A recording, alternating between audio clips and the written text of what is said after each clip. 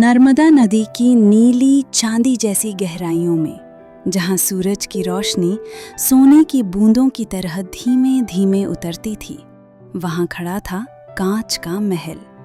एक ऐसा महल जो क्रिस्टल की धाराओं और चांदनी के धागों से बुना गया था।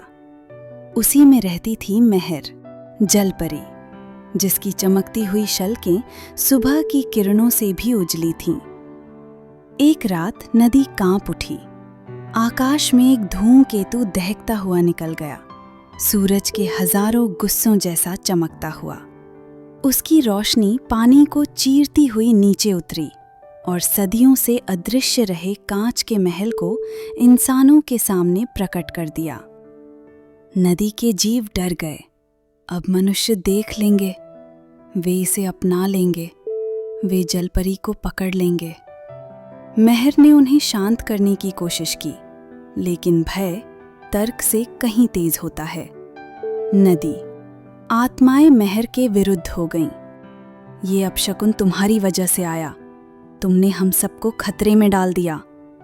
उनकी जलन जो वर्षों से भीतर दबी थी, अब फट पड़ी। धूमकेतु की रोशनी महल पर पड़ी और अचानक ताज का महल जमीन से देखने वालों को भी चमकने लगा। नीचे पानी में अफरा तफरी मच गई। आत्माओं ने क्रोध में महल की दीवारों से टक्कर मारी। कांच में दरारें पड़ने लगीं।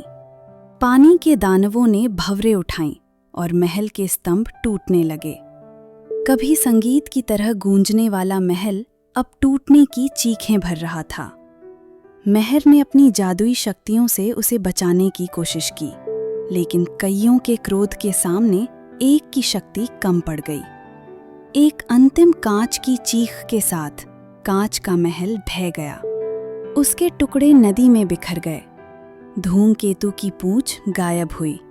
मनुष्य कुछ न देख पाए और नदी शांत हो गई। लेकिन मेहर, वो अकेली खामोशी में डूबी मलबे के बीच तैरती रही।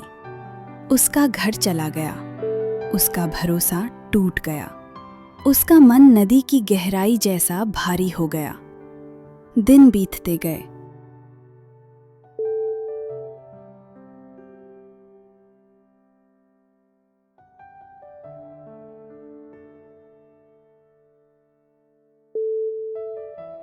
नदी की चमक भी उसकी उदासी से फीकी पड़ गई।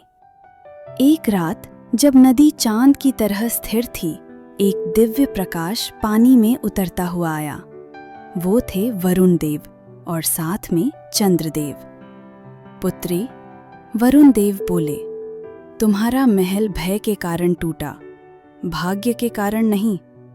चंद्रदेव ने अपनी चांदनी बिखेरते हुए कहा, और भय ठीक भी हो सकता है।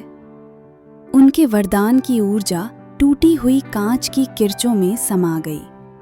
शीशे के टुकड़े उठने लगे, घूमने लगे और फिर से एक नया रूप लेने लगे।